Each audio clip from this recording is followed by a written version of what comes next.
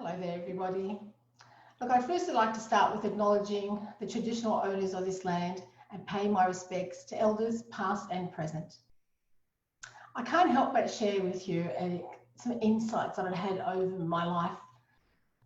Well, first and foremost, I'm visually different, but also I grew up learning and engaging with culture, religion, and diversity. And that's been my passion my entire life, is to answer the questions, who am I? Where do I fit into this world of diverse people? But I want to start with the word engagement, because for me, diversity is about difference. We're all diverse. No two people are the same. But then the individual who's diverse needs to engage. And when we're engaging, engagement, the word itself, has different definitions for different people. But if you go back into the dictionary, I believe it's to engage meaningful connection and having a contact with another human being. Now, in the 17th century, we go back and we all know that it was a legal agreement. Matrimony was marriage, and there was engagement periods where you get to know the other person. And you got to understand them and communicate it. And it was always, well, engagement periods always lovely because it's coming from the heart. But in the world that we're living in today, we need to understand it's not just about the individual. There's a micro perspective, but there's also macro. So with the micro, it's me, myself, and I, and a small community. As we know, life is about connection. So we're connecting with another human being.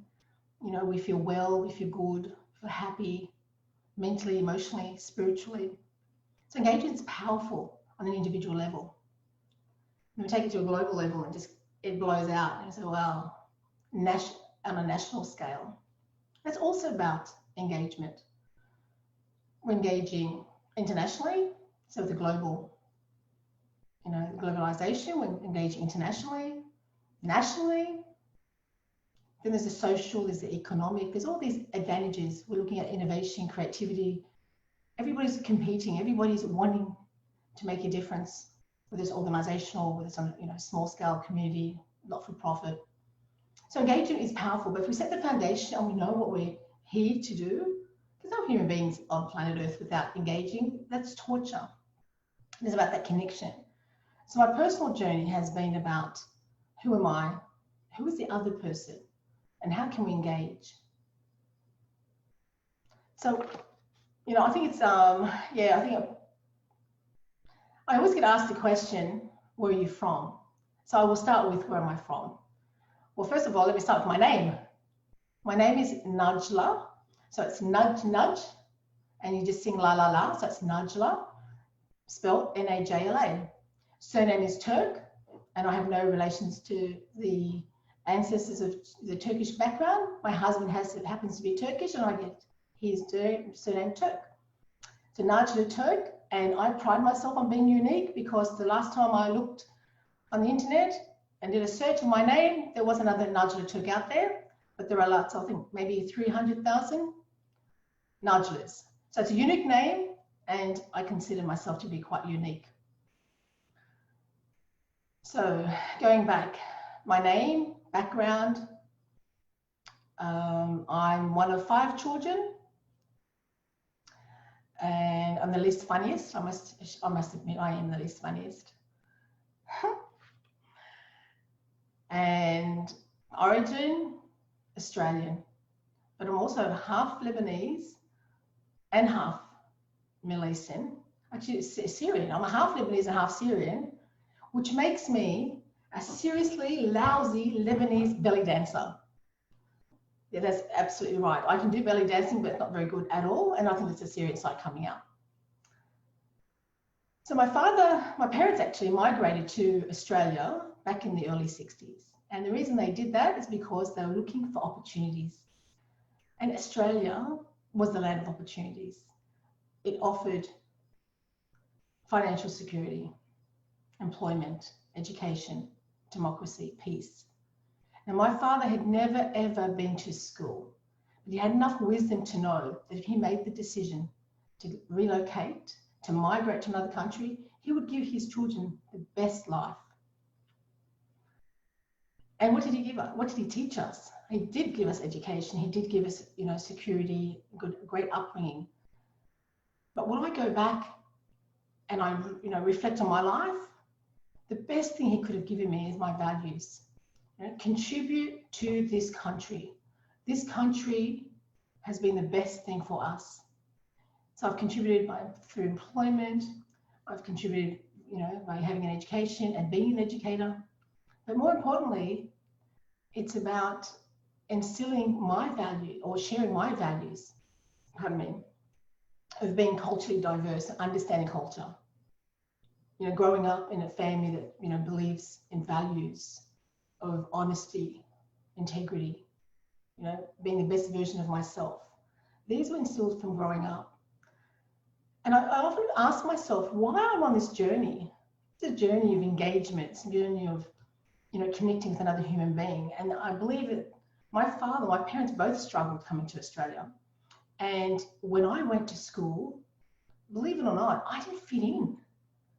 Now, as a little girl, I used to get asked the question, where are you from? And obviously at elementary school, I said I was from Campsie. I lived in a suburb called Campsie. And when I was a teenager, I was asked, where are you from? By that time, I really understood my roots. And I said I was Lebanese. And then decades later, I take my children, we go to Lebanon, and I get asked, where are you from? And I said, I'm from Australia. So this question, where are you from? And I know now when I get asked the question, I say I'm a global citizen. Does it really matter where I'm from? And this bicultural identity, am I Middle Eastern? Am I Australian? Where do I fit? It's been a personal challenge for me. And honestly, I realize I own my own fit. I fit in to people's world where I choose to, where I feel that I can add value, and I bring people into my world. But I'm not one or the other. I'm actually the best of both. And that's what makes me unique. My name is unique. I look unique. My experiences are unique. My thoughts are unique. I'm a unique individual, and I own that. And that's where I'm driven to help other people stand up and own who they are as an individual. So going back over the decades as a mother, as a wife, sister, community leader, a woman of influence, bicultural woman of influence, that's what I share. I share my personal experiences. And I've written a book, and they tell me, my editor tells me it's an autobiography. Not that anyone wants to read my autobiography, but I talk about my personal challenges of not fitting in and so desperately wanting to feel that I have a place in community, whether it's a small community or a larger community or global community. And that for me has been really life-changing. It's been a life journey for me, decades of questioning my identity. But I must share with you, I really do have a really nice little story that I'd like to share. And I don't know if you know, but you will know if you follow me on Facebook, that I'm a seminar junkie. I love people, and I will go wherever there are people. I am a magnet, and I love learning. For me, the number one value of my entire life is to learn, to grow, to achieve, to share, to connect, to engage. Because I believe that we're all humans. We all thrive for that connection. And, for me, learning is that little, what's the word? A conversation starter, talking about something that's unique, something that's different, something that's really going to shift people's thinking. Anyway, so one particular day I attended a seminar, and I love the part where we get divided into groups or small pairs, and we need to work on an activity. And I got paired with another lady, middle-aged lady. And the first thing I said to her is, "Oh, hello, my name's Najla. What's your name?" And I just got this blank look. She just looked at me blankly. And I had to think for a minute. I said, "Oh, maybe she's not feeling too well. Maybe she didn't hear me. Maybe she's hearing impaired." And then I said, "Are you okay? Because it's blankless. Now her facial muscles started to drop. And are you okay? And she was just pausing, looking for the words, but her bottom chin started to quiver.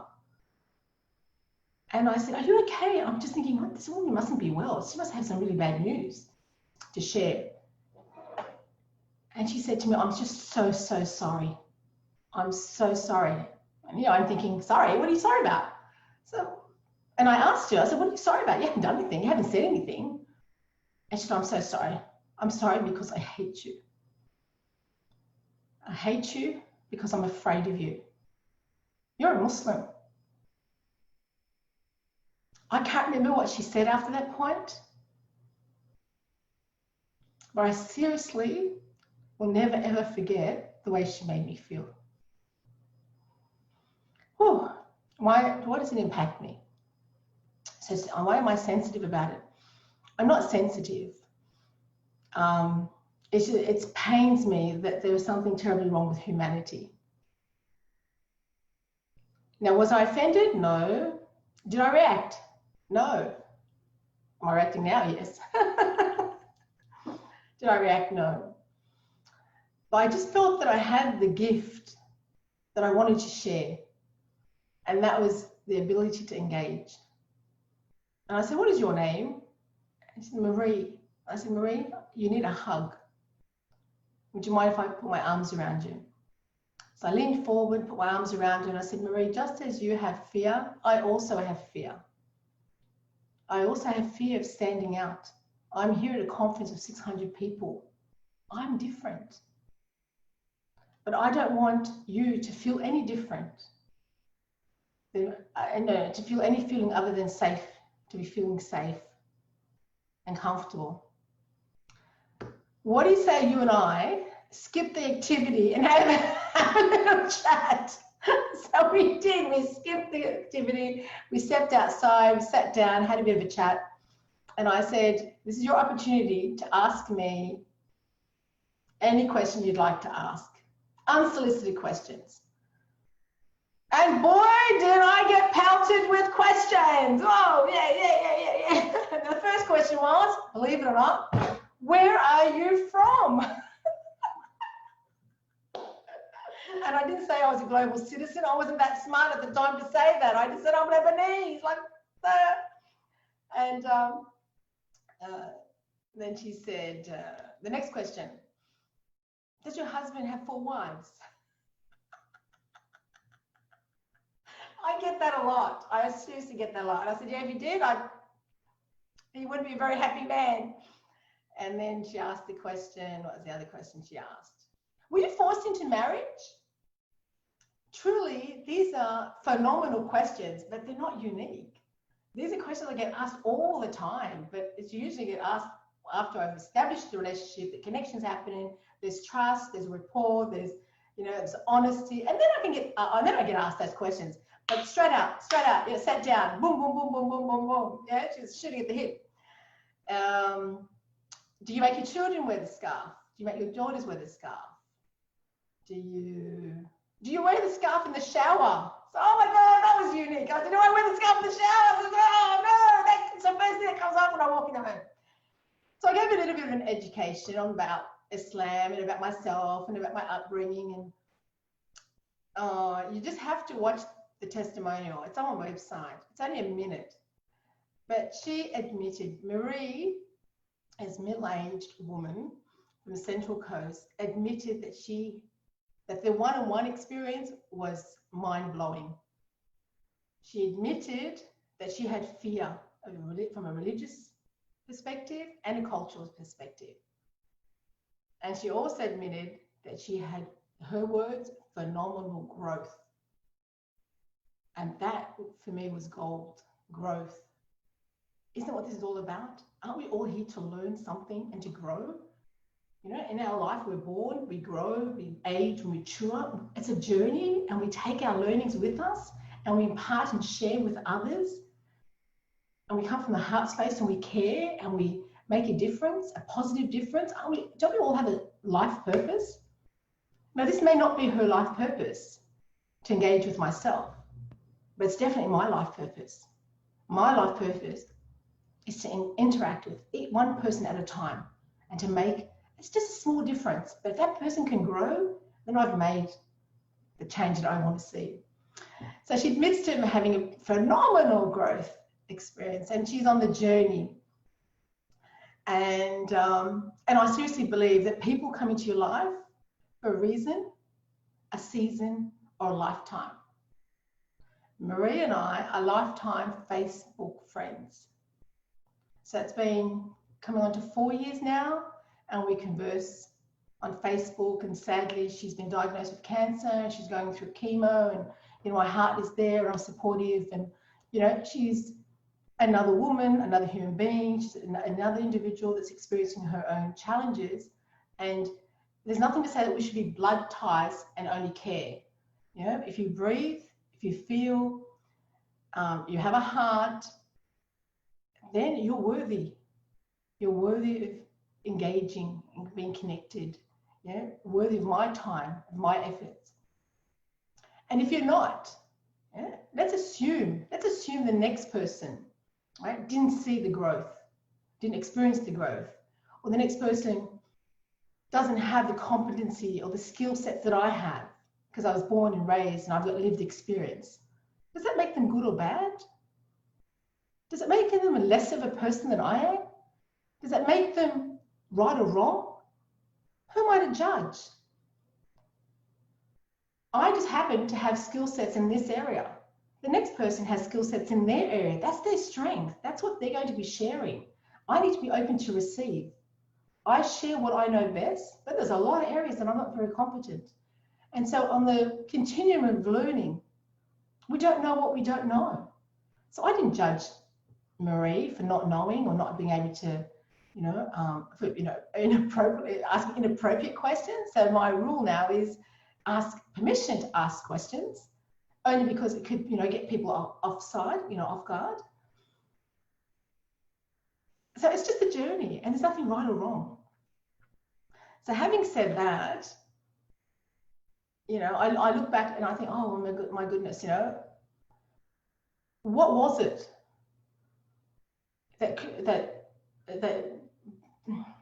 that trapped Marie? What was it that brought out that intense, ugly emotion, making her bottom lip quiver? And I need to be in a really fearful state for my bottom lip to quiver. And when you analyze it, it's all coming from the mind. It's a belief, there's a conditioning up here, and then it attaches itself to emotion in here, and the two compound, and it's extremely ugly, extremely negative, extremely painful for all parties.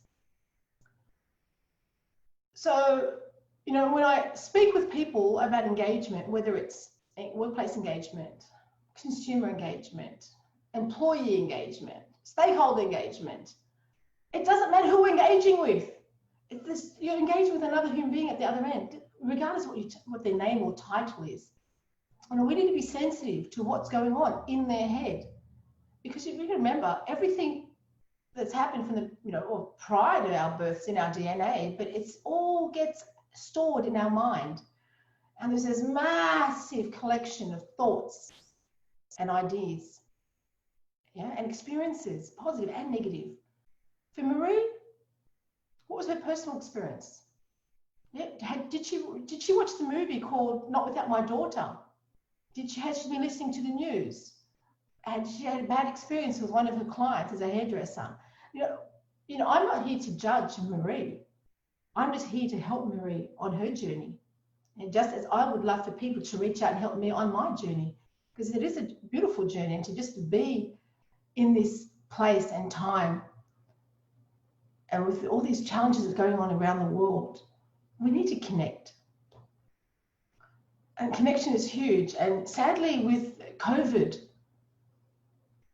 look what's happening to the humanity. You can't shake hands. You can't give in on a hug. Yeah?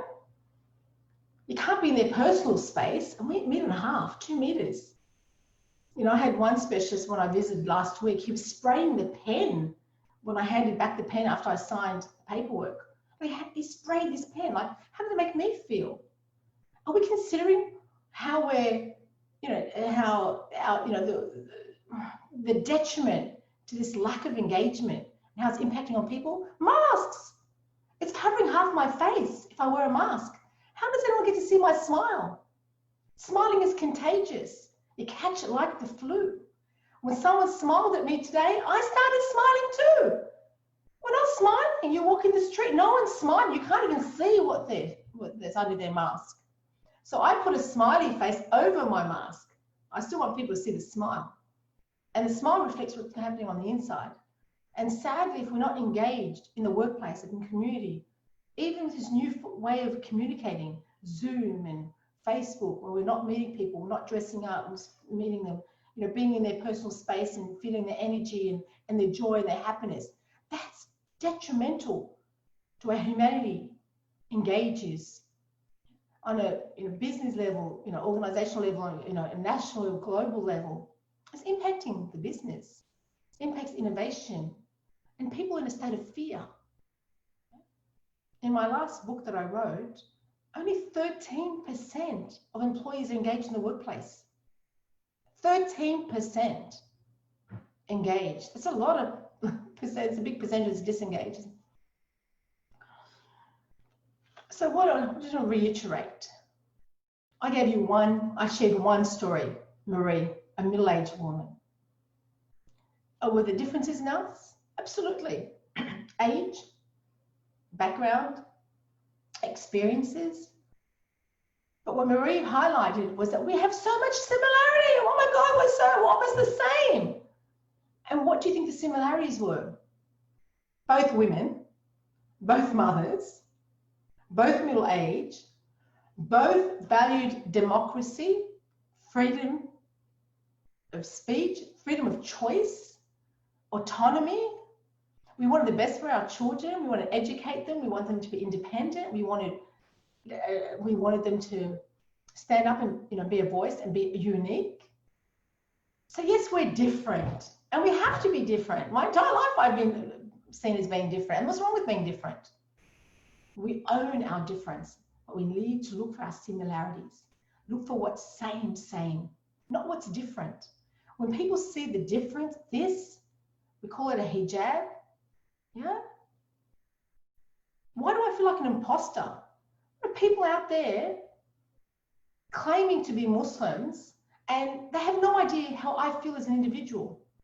They don't know what my views are. They don't know what my experiences are. Yet they claim to be a Muslim. Well, this is a community, but it's a minority. Yeah? I'm not the imposter. I'm unique to who I am. And Mother Mary and all the icons that I've seen, she wore the veil. This is not new. This bit of fabric is not new. Nuns wear a habit. And many cultures, years and decades ago, they used to wear a scarf as well. So it's not new, but for whatever reason, people see woman, scarf, oppression. It means oppression. Your husband's got 4 wives. You were forced to wear the scarf. No, I wasn't forced to wear the scarf.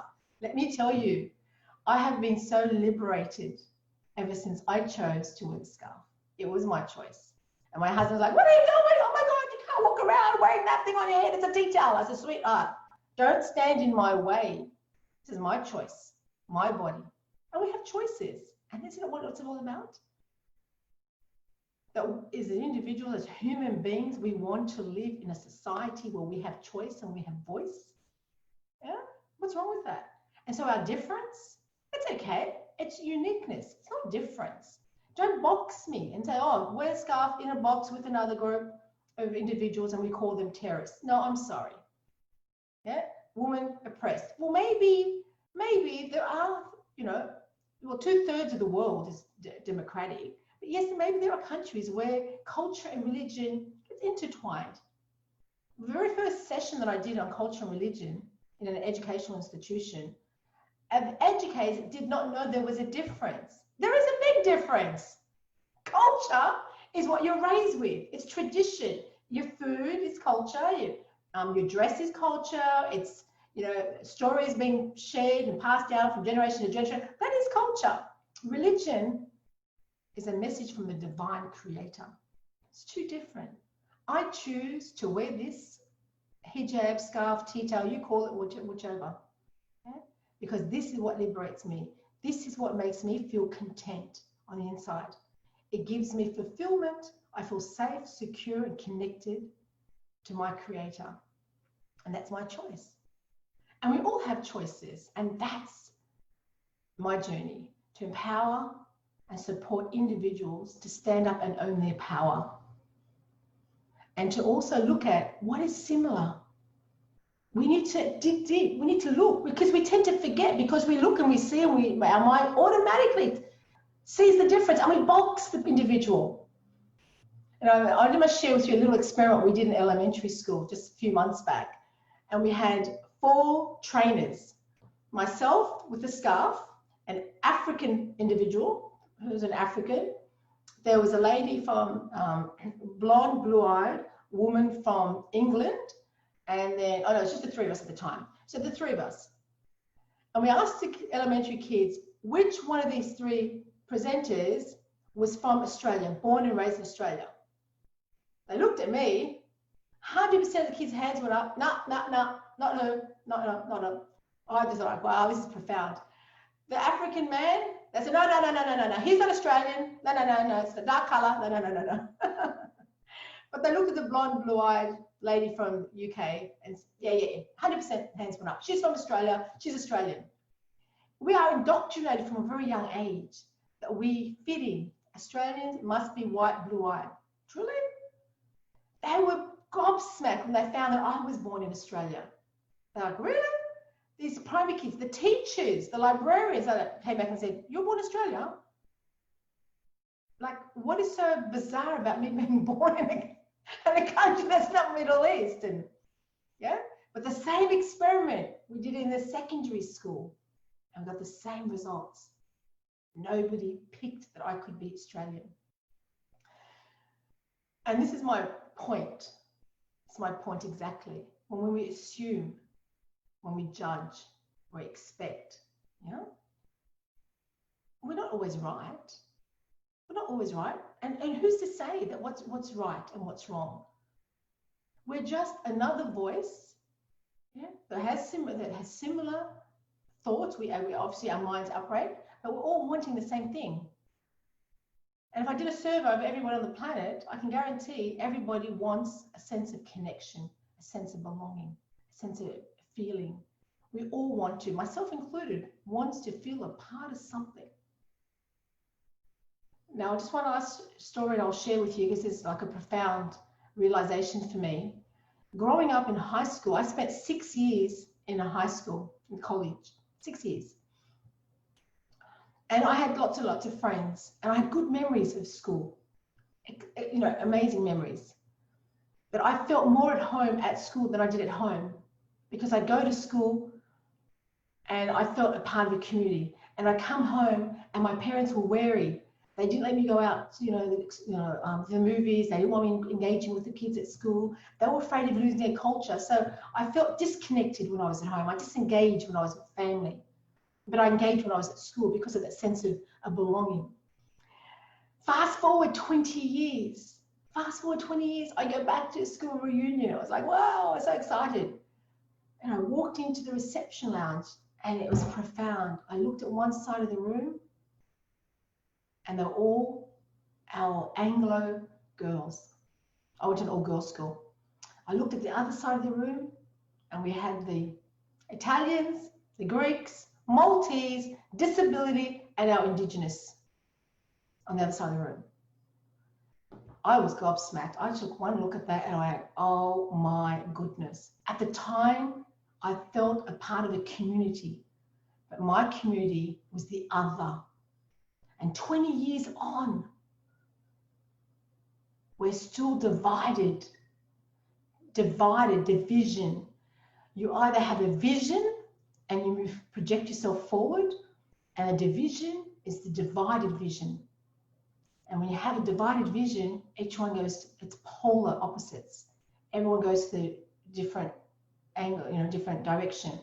And that's what I saw at the reception lounge. They were my eyes looking at 2 groups of people, and it's very clear that this group were non-white and this group was white. And what does it take for that to change on the planet? Maybe it takes me to be a voice and a push through it. Yeah, I know, not by force, by through engagement, by having, you know, soft conversations. So yes, each and every one of us has a responsibility, and I pride myself on being Muslim. I pride myself on being unique. I'm not just Muslim, not just Lebanese, not just a woman. I'm anything and everything you want me to be, because I don't fit into any box. I seamlessly go in and out. But one thing I can assure you, my value for equality, this core value that I have for equality, stems back from religion, my faith. On the 3rd, was it the 3rd? No, 9th of March, no, sorry, beg your pardon, 6th of March, 632, close to 1400 years ago. Yeah? Our Prophet Muhammad highlighted in his last sermon, it was on a Friday prayer sermon, and he said, if we can find the exact words, I must find the exact words for you. Exact words, so what did I do with that sheet of paper? I don't have it. Oh, okay. Here we are. He said, an Arab has no superiority over a non-Arab, and a non-Arab has no superiority over an Arab. Also, a white has no superiority over a black, nor a black has any superiority over a white, except in 2 things: piety and good action. And I feel that this purpose that I have, this lifelong purpose that I have, stems from that.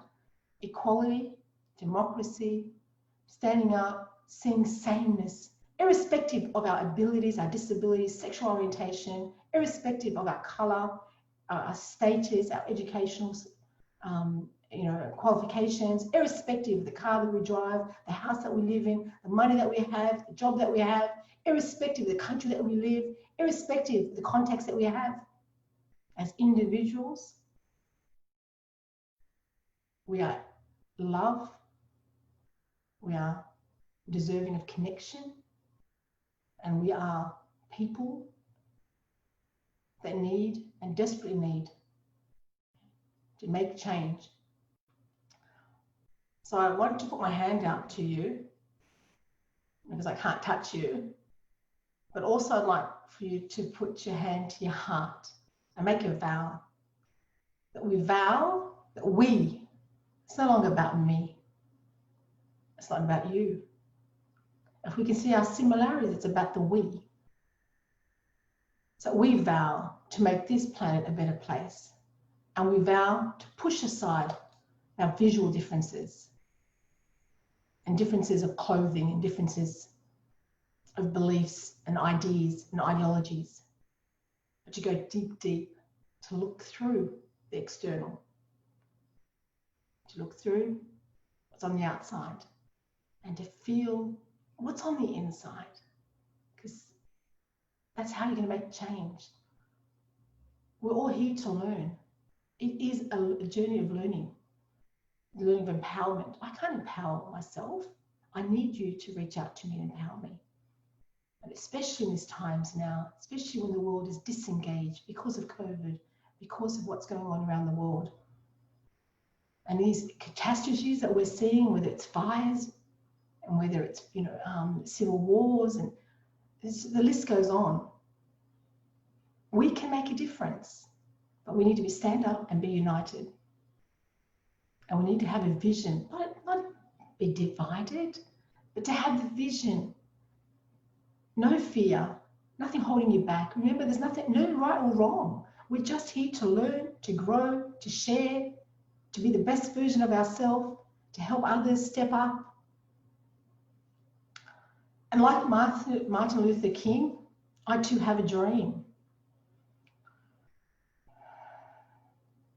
I dream that one day all men and women are going to have equality.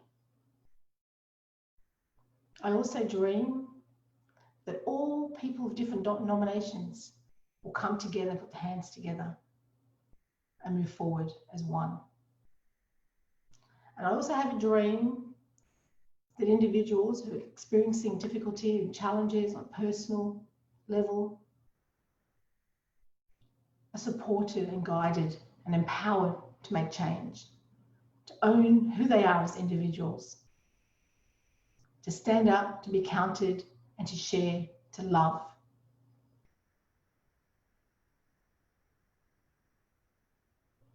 Stand with me, walk with me. Engagement is all about understanding. It's simply about respecting individuals for being different. Engagement is more about sameness before difference. We're the same because we want freedom of voice and choice and independence, equality and democracy. We're the same because we all have heart and we're here with our purpose. We all have a purpose. It's a matter of finding our purpose. And in the interim, we're engaging with humanity. That is what is before difference. Now, irrespective of how I dress and the color of my skin and who I say I am,